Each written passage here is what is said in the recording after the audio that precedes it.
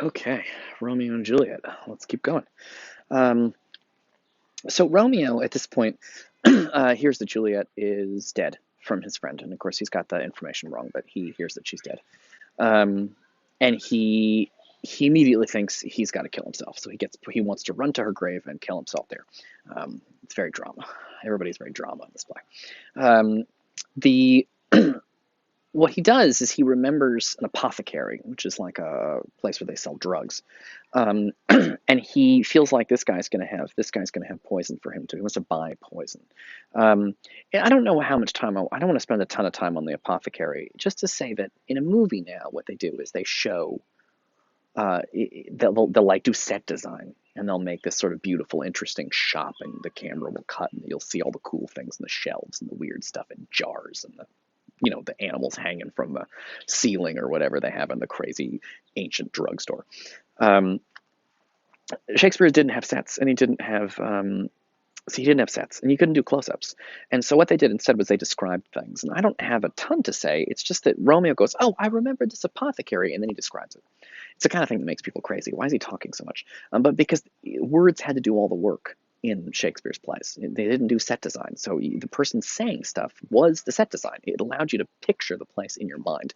And I don't have a ton to say about this. I just think that Romeo's description of the apothecary shop is fucking cool. Um, um, I do remember an apothecary, and hereabouts he dwells, which late I noted in tattered weeds, with overwhelming brows, culling of samples. Meagre were his looks, sharp misery had worn him to the bones, and in his needy shop a tortoise hung, an alligator stuffed, and other skins of ill-shaped fishes. And about his shelves a beggarly account of empty boxes, green earthen pots, bladders and musty seeds, remnants of pack-thread, and old cakes of roses were thinly scattered to make up a show. Noting this penury, to myself I said, if a man did need a poison now, whose sale is present death in Mantua, here lives a caitiff wretch would sell it him. Oh, this same thought did but forerun my need, and this same needy man must sell it me. As I remember, this should be the house. Being holiday, the beggar's shop is shut. What ho, apothecary! It's just a cool description. I don't have a lot to say about it. It's just that like Shakespeare paints the scene with words. It's the kind of thing that always gets cut out in the movies, probably correctly. It probably should be cut out because they can just show you the shop. They can just show you the guy. Um, but one of the details I like in the scene is Romeo's point is that the guy that owns the shop is so poor that he would probably be willing to sell you poison because he needs to make money any way he can. And so even though it's illegal to sell poison to someone, this guy will sell it to you because he'll sell you anything because he needs the money so bad. And Romeo pays him for poison. Here's 40 ducats. Let me have a dram of poison, such soon speeding gear as will disperse itself through all the veins, that the life-weary taker may fall dead, and that the trunk may be discharged of breath as violently as hasty power fired doth hurry from the fatal cannon's womb. I like the imagery here, too, that he says, I want to be killed as violently. I want it to be as sudden as hasty power fired doth hurry from the fatal cannon's womb. There's like three metaphors going on here, where he wants poison that works as quickly as a cannon fire, but he compares the cannonball coming out of the cannon to a baby coming out of the mother's womb. And it's an interesting metaphor, too, because it's like life and death kind of all mixed together, right? It's a weird metaphor to compare a cannon to a womb, because one gives birth and the other gives death. Such mortal drugs I have, but Mantua's law is death to any he that utters them. Or it's raining. I gotta, shit, rain's coming down. Okay, I gotta moving. Let's go over here under the deck so I can not get rained on for these final 15 minutes of class here. And then there's a line that I quite like here. He says, art thou so full of wretchedness and fearest to die? Famine is in thy cheeks, need and oppression starveth in thy eyes, contempt and beggary hangs upon thy back. The world is not thy friend, nor the world's law. Meaning you're poor. The world isn't your friend, and the laws about selling poison are not your friend. The world affords no law to make thee rich. Then be not poor, but break it and take this. And he gives him money. So he says, look, we don't live in a world where you can make money through laws. So make it illegally. I'll give you the money. And then there's this great exchange that I really like. My poverty, but not my will, consents. I pay thy poverty and not thy will. It's a great line because he says, my poverty, the apothecary says, my poverty and not my will consents. Meaning, I don't want to sell you the poison, but because I'm poor, I kind of have to. I need the money. So he says, my poverty, but not my will consents. And Romeo says, I pay thy poverty and not thy will. It's just an interesting moment about, I don't know, class distinctions. It kind of reminds you that Romeo and Juliet are kind of more upper class, and they're these extremely poor people that can sort of that are sort of forced to do terrible things to survive.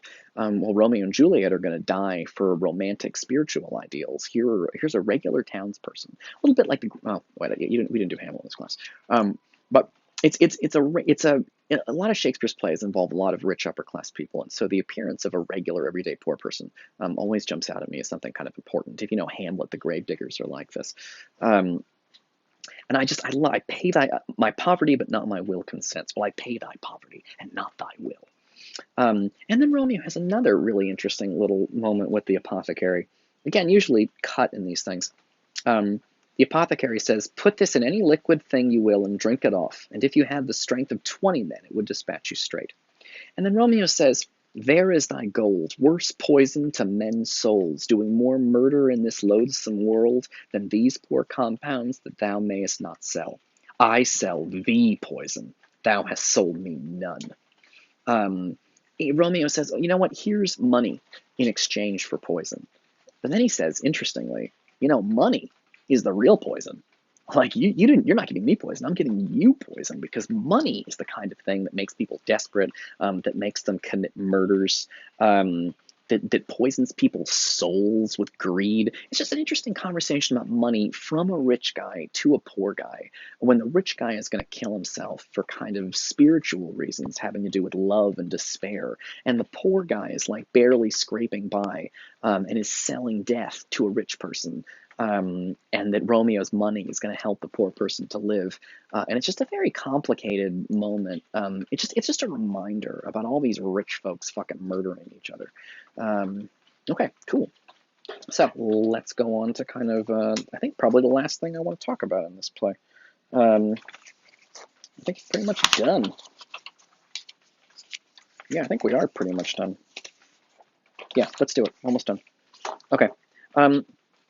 So let's jump to the tomb, the final scene. This is Romeo when he sees Juliet and decides to kill him. He kills himself in front of her, and he just gives a long speech. It's just kind of wonderful.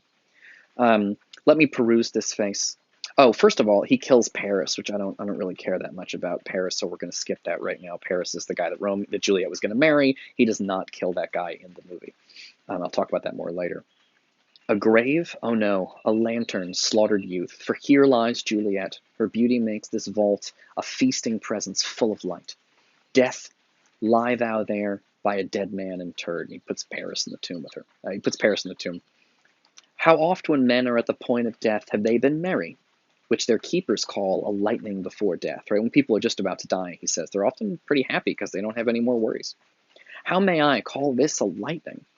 O my love, my wife, death that has sucked the honey of thy breath hath had no power yet upon thy beauty. Right? He says that death has taken your life, but he hasn't stolen your beauty. Thou art not conquered. Beauty's ensign yet is crimson in thy lips and in thy cheeks, and death's pale flag is not advanced there. It's a great line, because you put a flag on a country that you conquer, and he says, and death's flag is pale, but her lips are still red, her cheeks are still red, and death's flag isn't, even though death's taken her life, he thinks, death's flag is not advanced there. Tybalt, and Tybalt is dead nearby. Tybalt, liest thou in thy bloody sheet? Oh, what more favor can I do to thee than with that hand that cut thy youth in twain to sunder his that was thine enemy? Forgive me, cousin, because they're related because he married Juliet. Ah, dear Juliet, why art thou yet so fair? All right, I'm going to stop this video here and pick it up in the next one, the final one for the day, and probably the last one on Romeo and Juliet.